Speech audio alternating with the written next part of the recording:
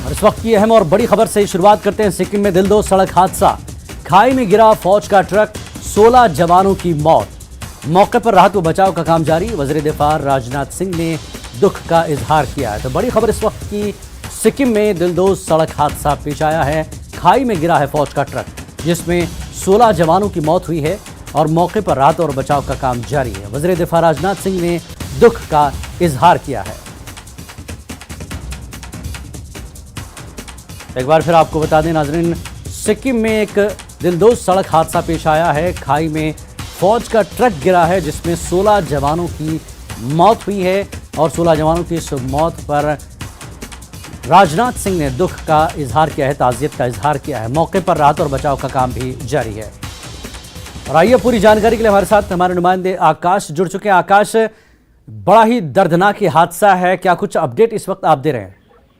देखिए, बिल्कुल बड़ा दर्दनाक ये हादसा है और मौजूदा समय में जो भारतीय सेना है उसने कहीं ना कहीं इसे कंफर्म किया है कि आज सुबह करीब 9 बजे की ये घटना बताई जा रही है, जबकि ये जो आर्मी का ट्रक है, जो कि 3 ट्रक थे, एक कॉन्वॉय का हिस्सा ये ट्रक भी था। ये जब अपने सफर पर जा रहे थे उसी समय एक शार्प टर्न के समय पर शार्प टर्न जब आया, तब ये जो ट्रक है आर्मी का वो खाई में गिर गया। और मौजूदा समय में जो शुरुआती जानकारी है उसमें ये बताया गया कि 16 जवान हमने इस पूरे हादसे में खो दिए। साथ ही जो 4 जवान थे जो घायल थे उन्हें कहीं ना कहीं इवैक्यूएट कराया गया और अभी के समय में अस्पताल भेजा गया है और उनका इलाज जारी है। लेकिन मौजूदा समय में बहुत दर्दनाक ये हादसा है। साथ ही साथ ये बताना यहाँ अहम हो जाता है कि जब भी अरुणाचल प्रदेश और सिक्किम जैसे इलाकों की बात की जाती है खासतौर पर, तो यहाँ पर जो रास्ते हैं वो बहुत बेहद मुश्किल रास्ते हैं और आमतौर पर जवान इन्हीं रास्तों का इस्तेमाल करते हैं। बीते सालों में हमने देखा है कि किस तरह से बॉर्डर रोड ऑर्गेनाइजेशन ने यहाँ पर तमाम तरीके के काम किए हैं,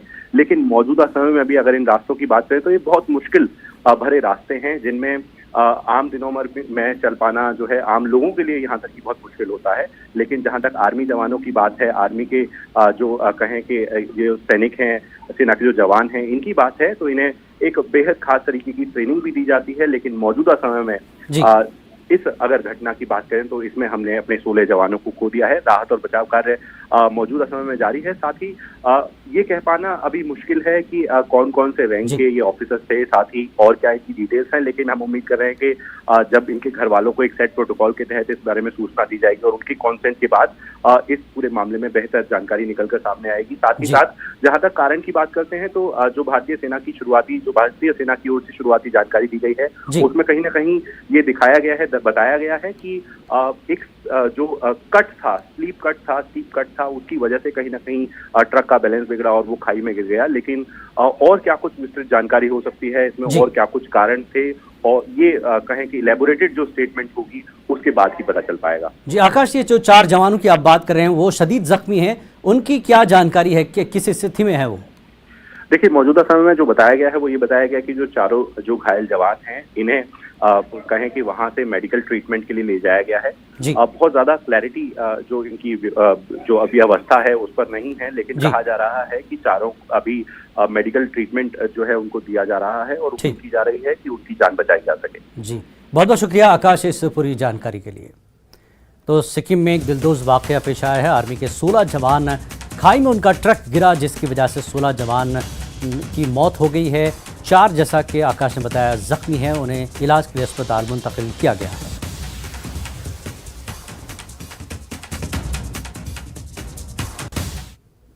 और आगे बढ़ेंगे। एनआईए ने जम्मू कश्मीर में कुलगाम, पुलवामा, अनंतनाग, सोपोर और जम्मू के अजला में 14 मकामात पर तलाशी कार्रवाई अंजाम दी। ये मुकदमा दहशतगर्दी और तखरीबी सरगर्मियों को अंजाम देने की मुजरिमाना साजिश से मुताल्लिक है, जो जम्मू कश्मीर में साइबर स्पेस का इस्तेमाल करके दहशतगर्दाना हमले करने, अक़लियतों, सिक्योरिटी एहलकारों को निशाना बनाने और फ़िरक़ावाराना इंतशार फैलाने में मुलविस हैं।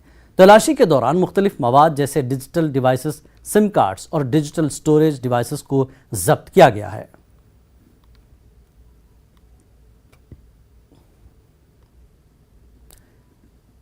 डीजीपी दिलबाग सिंह ने आज श्रीनगर में 18वें police martyrs memorial football tournament का इफ्तिताह किया।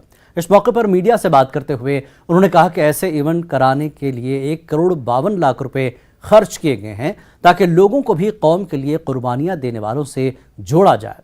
उन्होंने कहा कि पुलिस महकमा अपने अहलकारों और शुहदा के ख़ानदानों के ख्याल रखेगा। इस मौके पर उन्होंने ताज़ा तौर से धमकी वाले ख़त मिलने के मामले पर तबसरा किया। उन्होंने कहा कि कुछ करने की पोजीशन में नहीं होने से ऐसे अनासिर बौखला गए हैं। गिर चुके हैं लोग जिनको धमकियां देने के अलावा और कुछ नहीं सूझता है। उनको शर्म आनी चाहिए कि जहां का जो सामाजिक भाईचारा, जो आपसी मेलजोल है, आपसी जहां का रहन सहन है, उसमें हर किसी के लिए जगह है। और जहां जम्मू और कश्मीर के लोग, दोनों जगह के लोग मिलके साथ में रहते हैं। जम्मू और कश्मीर के अलावा ये धरती हर कोने से दुनिया के लोगों को खैर मकदम करती रही है, वेलकम करती रही है, आइंदा भी करती रहेगी। इस तरह के जो मान लीजिए जो बौखलाहट में आए हुए घटिया किस्म के आंसर ये इस कमीनगी पर उतर आए हैं कि कश्मीर की जो जहाँ की फिजा है वो इनको हजम नहीं होती, उसको चैलेंज करना चाहते हैं। लोग इनको मुंह तोड़ जवाब देंगे। 40 के करीब टीमें इसमें हिस्सा ले रही हैं। अभी एग्जीबिशन में जो शुरू होने वाला है, इस तरह की बहुत सारी इवेंट्स पूरे साल के दौरान की गई। दर्जनों की तादाद में ऐसी इवेंट्स हुई। अभी भी इस वक्त कठुआ में मार्टियर्स मेमोरियल क्रिकेट टूर्नामेंट चल रहा है, उससे पहले भी इवेंट्स ऑर्गेनाइज हुई। मैं समझता हूं कि ये इवेंट्स लोगों को साथ जोड़ करके, नौजवान साथियों को, प्लेयर्स को साथ जोड़ करके जो की जा रही हैं, समाज में अमन और शांति का पैगाम देने के लिए बहुत पायदार साबित होती हैं। पीएम पैकेज के तहत वादी में काम कर रहे कश्मीरी पंडित मुलाजिमीन अपने मुतालबात को लेकर तवातर से एहतजाज कर रहे हैं। अपनी पोस्टिंग को जम्मू शिफ्ट करने के मुतालबे पर वो डटे हुए हैं। आज उन्होंने जम्मू में बीजेपी ऑफिस के सामने धरना मुनज़्ज़म किया और हुकूमत के खिलाफ जमकर नारेबाजी की। कश्मीर में टारगेट किलिंग के वाक़यात के चलते पिछले कई दिनों से ये लोग एहतजाज कर रहे हैं और खतरात से बचाने की मांग कर रहे हैं। पंडित एम्प्लॉइज पिछले कई दिनों से लगातार धरना प्रदर्शन पर हैं और एक ही डिमांड है कि रिलोकेट किया जाए उन्हें जम्मू और अलग अलग इलाकों में। बट उसके बाद अगर बात करें तो उनकी डिमांड जो है वो लगातार बढ़ती हुई नजर आ रही है। आज आप देख सकते हैं यहाँ पर भारतीय जनता पार्टी के जम्मू कार्यालय के बाहर यहाँ पर सभी जो पीएम पैकेज एम्प्लॉइज हैं वो यहाँ पर धरना प्रदर्शन कर रहे हैं। और आप यहाँ पर इनकी जी हम यही कहते हैं कि हम लोग घरों पे नहीं बैठे हैं, हम सड़कों पे बैठे हैं। जैसे कि अभी भी आप लोग देख रहे हैं कि हम लोग सड़क पे यहाँ पे धरना दे रहे हैं। यहाँ पे आए हैं आज बीजेपी ऑफिस। हम 226 दिन से हम आरसी ऑफिस में प्रोटेस्ट कर रहे हैं। हम लोग क्या कर रहे हैं वहाँ पे? हम लोग सिर्फ अपनी जान की सुरक्षा मांग रहे हैं। आप लोग बोल रहे हैं कि हमें फ्री में सैलरी नहीं मिलेगी। सैलरी हमें नहीं चाहिए। हम लोग सिर्फ अपनी जान के लिए यहाँ पे भीख मांग रहे हैं। हम लोग अपनी जान की सुरक्षा के लिए यहाँ पे भीख मांग रहे हैं। हम लोग इसलिए नहीं बैठे कि आप लोग चंद पैसों के लिए हमारी जान का सौदा करो और हर बार ये बोला जाए कि आप लोग मरना है तो वही मरना है, जीना है जो भी करना है वही करना है। हम लोग सिर्फ जीने के लिए यहाँ पे आए हैं। आज हम बीजेपी ऑफिस से बीजेपी के लोगों से गुहार लगाएंगे कि हमारी जान की सुरक्षा सुनिश्चित की जाए। साफ तौर पर आपने यहाँ पर सुना। मैम क्या कहना चाहेंगे, आज बीजेपी के ऑफिस के बाहर आज आप पहुंचे, आपको उम्मीद है कि बीजेपी के जो ऑफिस जो लीडर्स हैं वो कहीं ना कहीं आपकी मदद करें? जी सर, क्योंकि बीजेपी की तरफ से हमें टाइम टू टाइम आश्वासन मिला है कि हम लोग आपकी डिमांड्स को सुनेंगे, पूरा करेंगे, जो भी प्रॉब्लम्स है उनको सुन के हम आपकी बात को जो आपकी डिमांड्स है उनको फुलफिल करेंगे। इसलिए हम आज दोबारा बीजेपी हेडक्वार्टर के बाहर यहाँ पे प्रदर्शन कर रहे हैं। इसको पहले वहाँ पे हमारी सुरक्षा को सुनिश्चित करिए, उसके बाद हमें वहाँ भेजिए। साफ तौर पर आपने सुना कि एलजी एडमिनिस्ट्रेशन और भारतीय जनता पार्टी से लगातार गुहार लगा रहे हैं कि इनकी मांग जो है वो कहीं ना कहीं सुनी जाए। और भारतीय जनता पार्टी के कार्यालय के बाहर पहुंचकर आज इन सभी कश्मीरी पंडित समाज की पीएम पैकेज एम्प्लॉइज की मांग है कि यहाँ पर ये रीलोकेशन जो है वो चाहते हैं। और जब तक इन जम्मू कश्मीर में पूरी तरह से कश्मीर घाटी में थ्रेट्स जो लगातार इनको मिल रहे हैं, उसके बाद इनकी मांग है कि जल्द से जल्द रीलोकेट किया जाए और ये अपनी सर्विसेज पूरी तरह से देने के लिए तैयार है। न्यूज़ 18 जम्मू कश्मीर लद्दाख के लिए जम्मू से मैं रजत वोरा। अनंतनाग के अशमकाम में एक सनकी ने हमला करके 3 लोगों की जान ले ली। आज सुबह जावेद हसन राथर नामी जहनी माजूर शख्स ने कई लोगों समेत अपने माँ बाप पर हमला किया, जिसके नतीजे में 3 लोगों की मौत हो गई। मरने वालों में हमलावर की मां हाफिजा बेगम भी शामिल है। इस वाक़े में 6 लोग जख्मी हुए, जिनमें से एक की हालत नाजुक बताई गई। मरने वालों की शिनाख्त गुलाम नबी खादिम और मोहम्मद अमीन शाह के बतौर हुई है। पहले उसने अपने माँ बाप को निशाना बनाया।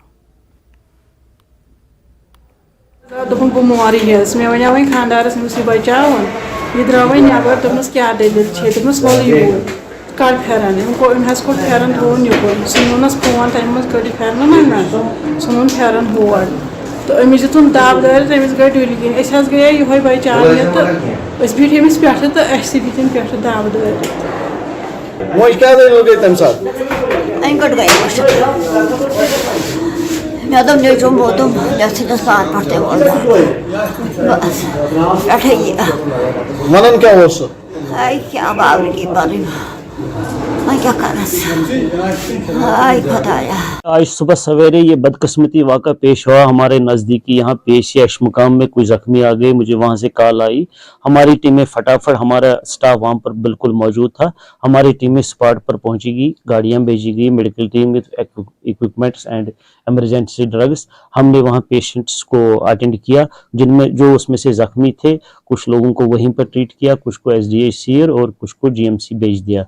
तो अभी तक जो इतलात है उसमें हमारे अभी तक 3 डेड बॉडीज जो है, इसमें बदकिस्मती से 3 मौत हुई है। जख्मी हमारे स्टेबल हैं, उसमें एक क्रिटिकल है जिसको हमने GMC शिफ्ट किया, वहां से उसको सिक्किम रवाना। हम वो मार्चरी में रखे हैं, अभी प्रिलिमिनरी उनकी चल रही है कि कौन कौन है, वो हम आपको जितने हमारे वो कंप्लीट हो जाएगा हम आपको सारी डिटेल्स देंगे।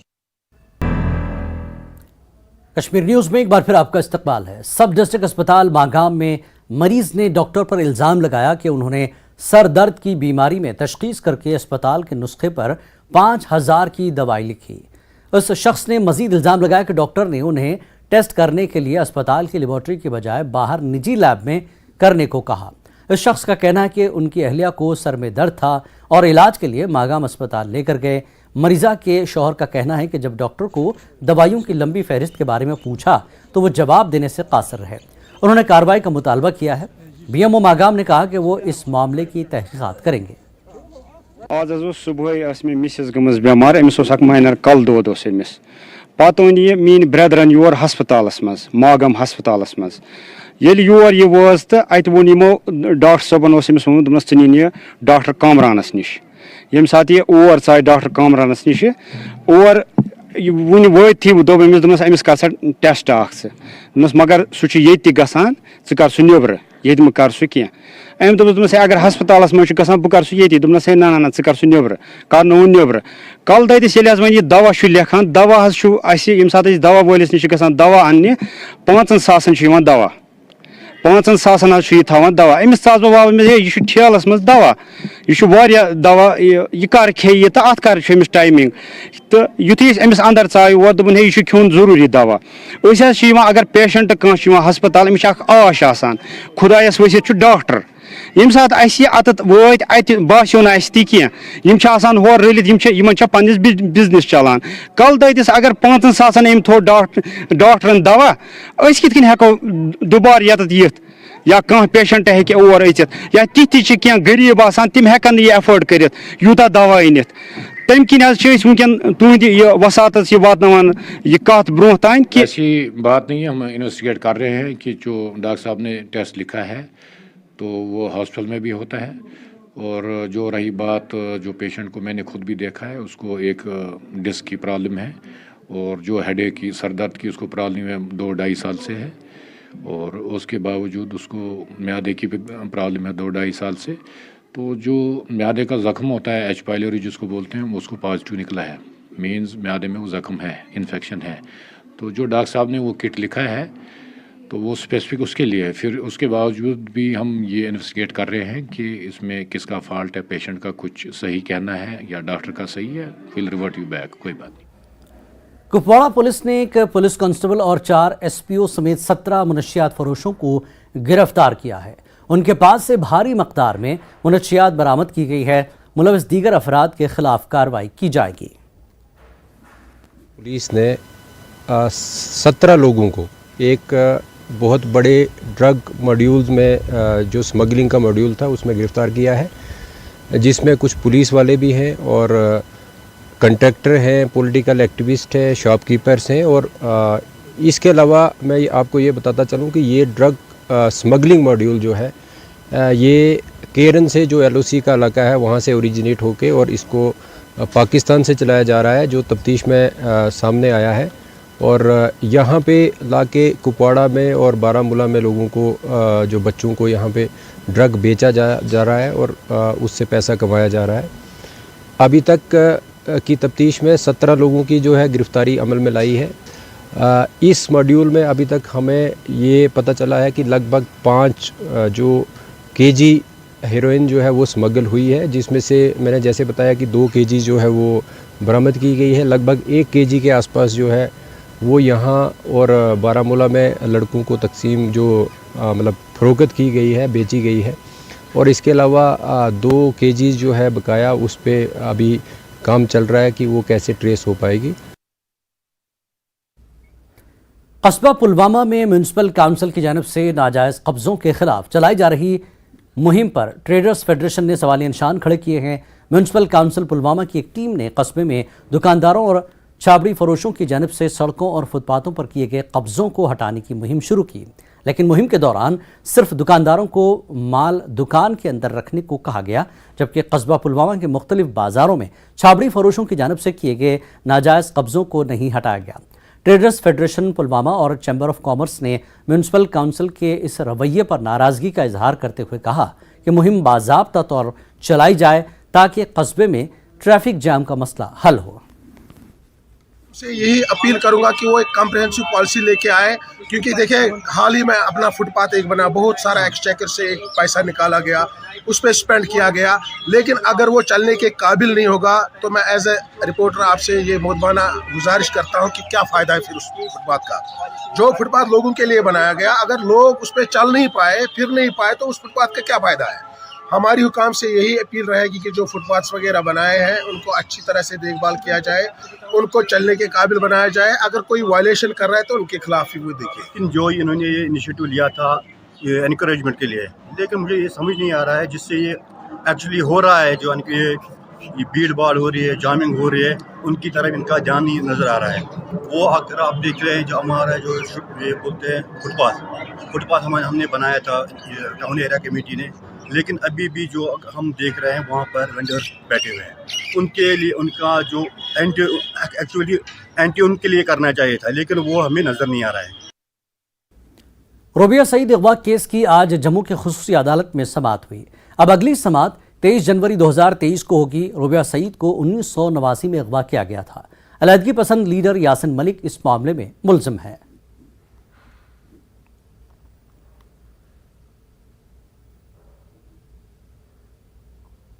सईद अगवा केस के मामले में आज टाडा कोर्ट की खुसूसी अदालत में आज एक बार फिर सुनवाई हुई। आज किस तरह की कार्रवाई रही और कोर्ट ने क्या डायरेक्शंस पास की हैं, उसके बारे में हमारे साथ बातचीत करने के लिए मौजूद हैं एस.के. भट्ट, जो कि सीबीआई के काउंसिल हैं। भट्ट साहब, क्या हुआ आज, किस तरह की कार्रवाई हुई कोर्ट में? आज रुबिया सईद किडनैपिंग केस लगा था और कल yesterday air force officers killing case लगा था। तो आज का जो केस था उसमें 2 गवाहों को हमने समन किया था, गवाह नंबर 12 और गवाह नंबर 13। उसमें से गवाह नंबर 12 की अर्जी आई थी कि he is out of station, he can not come before the honourable court. तो वो जज साहब ने माना, उसकी अर्जी नेक्स्ट डेट के लिए रखा। और दूसरा गवाह नंबर 13 जो है वो हाजिर था, लेकिन उसका स्टेटमेंट आज हो नहीं पाया। वजह ये था कि आज एक रेस्पेक्टेड सीनियर एडवोकेट की डेथ हुई थी, उस वजह से बार एसोसिएशन ने आज काम सस्पेंड किया था। तो उस उस गवाह को हिदायत की गई कि वो 23 जनवरी नेक्स्ट डेट को पेश करे अपने आप को। तो जो इंडियन एयरफोर्स वाला मामला है उसकी डेट भी 23 को ही रखी गई है, और ये जो आज का मामला था जो किडनैपिंग केस का मामला है जिसमें दोनों में प्राइम एक्यूज जो है यासीन मलिक है, तो क्या दोनों केसेस अब एक ही दिन पे लड़े जाएंगे, यानी 23 जनवरी को ही उनके दोनों की सुनवाई दोबारा होगी? यासीन मलिक के बारे में कल लेटर आई थी कि उसको 1 साल तक हम दिल्ली से बाहर नहीं ले सकते हैं। वो जज साहब ने एक्सेप्ट किया वो लेटर, जो तिहाड़ जेल से आई थी, उनको एड्रेस हुई थी जज साहब को। तो वर्चुअल मोड पर कल भी यासीन मलिक था, आज भी यासीन मलिक, बाकी मुलजिमान भी हाजिर थे। तो 23 तारीख को दोनों केसेस में गवाह हैं, दोनों केस में हम गवाह पेश कर रहे हैं। और यासीन मलिक जो है वो अवेलेबल होगा, प्रेजेंट होगा कोर्ट में थ्रू वीसी। तो ये थे एस.के. भट्ट, जिनका ये कहना है कि अब ये दोनों केसेस जो है, इंडियन एयरफोर्स वाला मामला और जो रुबिया सईद अगवा केस है, दोनों की सुनवाई अब 23 तारीख को होगी। और यासीन मलिक, जैसा कि सरकार ने ये कहा है कि यासीन मलिक को 1 साल तक दिल्ली एनसीआर से बाहर नहीं ले जाया जा सकता, उसके बाद वो दोनों केसेस के लिए वर्चुअल मोड से ही लगातार जुड़ते रहेंगे। कैमरामैन साहिबा भट्ट के साथ Manoj Kaul, news 18 Jammu. Director health services Kashmir Mushtaq Ahmad ने न्यूज़ 18 को बताया कि जम्मू कश्मीर में कोविड की नई लहर से निपटने के लिए तमाम इंतजामात मुकम्मल हैं। हवाई अड्डों के अहाते के अंदर टेस्टिंग यूनिट्स कायम किए गए हैं और तमाम गैर मुल्कियों का टेस्ट किया जा रहा है ताकि इन्फेक्शन से बचा जा सके। एक बात हम आपसे जानने की कोशिश करेंगे कि आप कह रहे हैं कि चाइना से एक नया वायरस यहाँ पर आ रहा है, तो महकमा सेहत कश्मीर में किस तरह तैयारी की हालत में है ताकि जिस तरह पहले कोविड से मुकाबला किया गया, अब की बार जो नई वेव आ रही है, आप किस तरह तैयारी की हालत में है, किस तरह की डायरेक्शन हुई, ख़ास तौर पर जो हम एयरपोर्ट्स की बात करें तो क्या ख़ास है? नहीं, ये जो होती है डायरेक्शंस तो सेम आती है। हमने एयरपोर्ट में यही किया कि आपने देखा हमारे सेक्रेटरी साहब ने भी एक मीटिंग ली, CS साहब अभी मीटिंग ले रहे हैं, डिविजनल कमिश्नर साहब ने भी मीटिंग ली और ऑनरेबल प्रधानमंत्री जी हमारे हेल्थ मिनिस्टर साहब ने उन्होंने भी मीटिंग ली हुई है कि जो भी ये हम almost we are ready with everything. This time we have infrastructure, we have everything in place. और उसको अब हमने जो डायरेक्शंस हमें आई कि उसको देखे, अगर ऑक्सीजन हमने ऑक्सीजन जो आपने देखा होगा कि लास्ट वेव में हर एक डिस्ट्रिक्ट लेवल पे, सब डिस्ट्रिक्ट लेवल पे ऑक्सीजन प्लांट्स हमने लगाए, उनको रीचेक किया गया। जो भी इसके रिलेटेड इक्विपमेंट होता है, हाई फ्लो ऑक्सीजन सिस्टम होता है, वेंटिलेटर्स होते हैं, उसको हमने पूरा रेडीनेस मोड में रखना है। वही हमने कल से हम उस तैयारियों में है, वो हमने चेक कर दिया है। एयरपोर्ट पे हमने एहतियातन एक काउंटर रखा है फॉर टेस्टिंग, वो भी होगा, उनके लिए वॉलंटरी टेस्टिंग होगी और अगर कोई सिम्टोमेटिक होगा उसके लिए टेस्टिंग। अभी कोई घबराने की बात नहीं है, बट गवर्नमेंट को तो रेडी रहना है अपने लोगों के। एयरपोर्ट पे आपने शुरू किया है टेस्टिंग के लिए या अभी करना है? आज हमने वहाँ ये स्टार्ट कर दिया, हमने एक यूनिट रखा है और उसको क्लियर कर डायरेक्शंस दी गई। एक तो वॉलंटरी टेस्टिंग होगी, अगर कोई इंटरनेशनल आएगा तो उनकी टेस्टिंग होगी, बाकी जो मतलब कंपलसरी नहीं है। यानी कि घबराने वाली कोई बात नहीं है, उधर एहतियातन हमने रखा हुआ है। यानी कि जिस तरह कोरोना वाला था जो वेव थी, उसी तरीके से इससे भी लोगों को जो है अब निपटने की खुद एहतियात करने की जरूरत है। नहीं, आप देखिए कि अब लोग भी पूरा अंडरस्टैंड किया है वायरस को भी और pattern of the disease also, और हमारे जो लोग वो भी रेडी है। हमने ज़्यादा कोई तैयारियां नहीं रखनी है, लेकिन रेडीनेस मोड में रहना है, घबराने की कोई बात। एक बड़ी खबर इस वक्त आपको बता दें, चाडोरा बडगाम में चोरी का मामला हल। जी हां, चाडोरा बडगाम में चोरी का मामला हल, 2 मुलजिमीन गिरफ्तार, JCB जब्त, चोरी की गई अशिया बरामद। मामले की मजीद तफ्तीश जारी है। बड़ी खबर इस वक्त की, चाडोरा बडगाम में चोरी का मामला हल कर लिया गया है, जिसमें 2 मुलजिमीन गिरफ्तार कर लिए गए हैं, JCB भी जब्त की गई है, चोरी की गई अशिया बरामद कर ली गई है। मामले की मजीद तफ्तीश अभी जारी है। और हमारे साथ पूरे मामले पर बात करने के लिए आबिद हुसैन जुड़ चुके हैं। आबिद, चोरी का मामला हल कर लिया गया है, क्या कुछ अपडेट आप दे रहे हैं?